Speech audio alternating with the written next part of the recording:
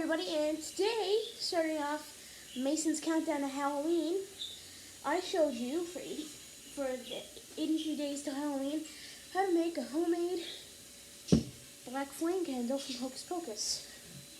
And now, I'm going to show you how to make a stand to put it on. First off, this is what you're gonna need. Okay. First off, you know what you're gonna need water and brushes and a paint palette if you can. Your candles that you're gonna put on said stand. Some tape just in case, scissors in case, and you're going to have some paints. Like right now, with me right now, I've got a bunch of different colors, but the main colors you're going to need are going to be listed here. Brown. Particularly, I'm using burnt umber.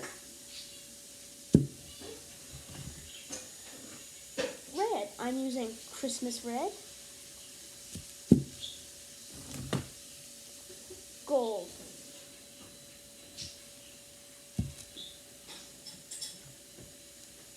Blue neon.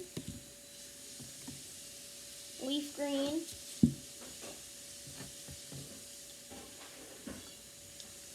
White. And African violet. My favorite shade of purple, actually. The rest of the paints, you can use other shades or colors if you want, but that's just my recommendations, mostly because that's what I'm going to be using.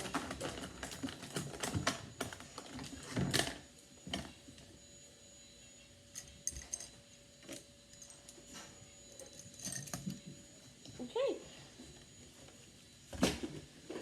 You could also use glow in the dark if you wanted, but I'm going to tend not to because that can wear off.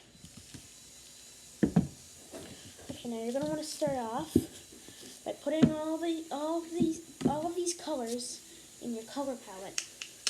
And as I do not know how to really edit, I'm just going to talk while I put in all my colors. Or elevator music. So, meanwhile, while I'm putting colors in the palette, while I'm putting the colors in the palette,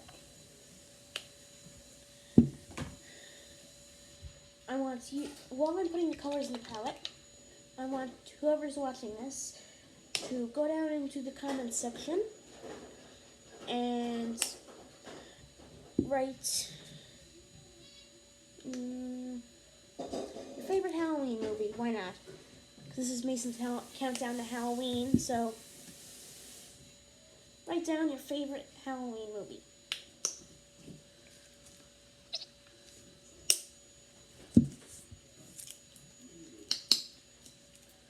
Anything, whatever's your favorite Halloween movie, put it in the comments. Okay. So, paints in the palette. Now, what you're going to want to do is get a brush. I'm going to use this one because it's nice, like this. And what you're going to want to do is get some white on it and put it on. It doesn't really matter how big or small the wood is. I'm using a small piece because, I need space to put it. You get what I'm saying. So you're just going to basically just normally, like you would with anything else, apply some paint to the wood. The simplest. You're starting off with white, a white base coat, to make it easier to paint. Now, don't do it too thick, because if you do it too thick, if I do it too thick, I'm not going to be able to do this video. And, I really think this will make a good video. So, you'll put it on. Now, make sure you spread it out. You don't want it to be too bad. You don't want it to be too thick, so it's gotta be nice and spread out. I forgot paper towel. I'll be right back. 1 second. Paper towel. Thank you. I am back with some paper towel. Okay. Now, let that dry for a minute.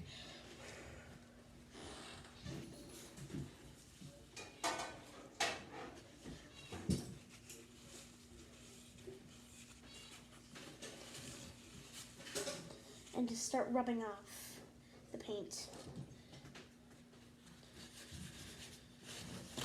Basically, right now, what I'm doing is just rubbing off the white paint. Give it a few minutes to set, just so it's got a bit of a coat. And then make sure you get it all off the corner of this bit, so you can hold on to that corner. And you're just gonna rub off it absolutely as much as you can, but not all of it. You're gonna still need some to be on there. It's a base coat, but it's not like it's not one you're gonna let dry. Just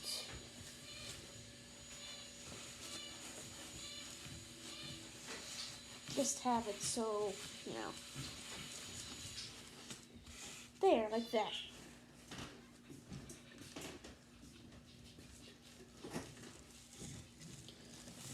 Just a little bit. Okay, and now what you're gonna wanna do is get your brush. Get a brush. Okay, like this. And then get a little bit of brown in one bit of the palette, and purple in the same, bit of gold, bit of red. Yeah, and then if you have a tool you can use it, and mix it.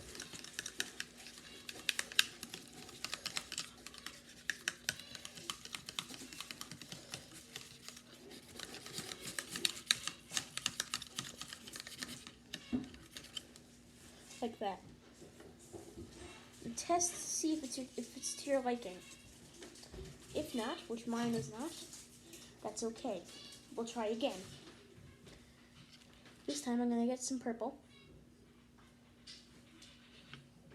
on the brush. Put it on there. A bit of brown. Now any artist would tell you don't use the same brush for 2 colors unless it's been washed. But I'm not a professional artist. But you still probably don't want to do that unless you're mixing this. And after that, you're going to have to clean your brush before using another paint. Again, unless you're mixing. So you're going to brush it on. Now right now, we're giving it a bit of a weathered look. Because this is meant to be like an old shelf, and part of the reason for the base coat that we quickly took off is not really to keep the paint down as much as it is to give it a bit of a weathered look, because under even though you're not going to be able to see it, it's going to give it that kind of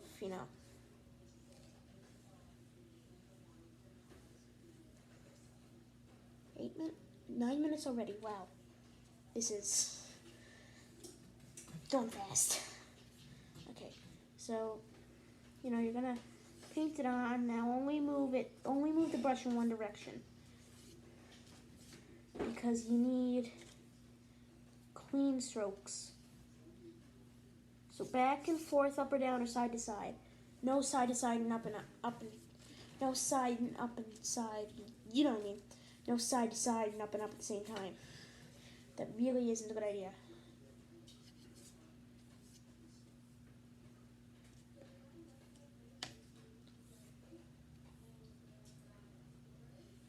Now you can,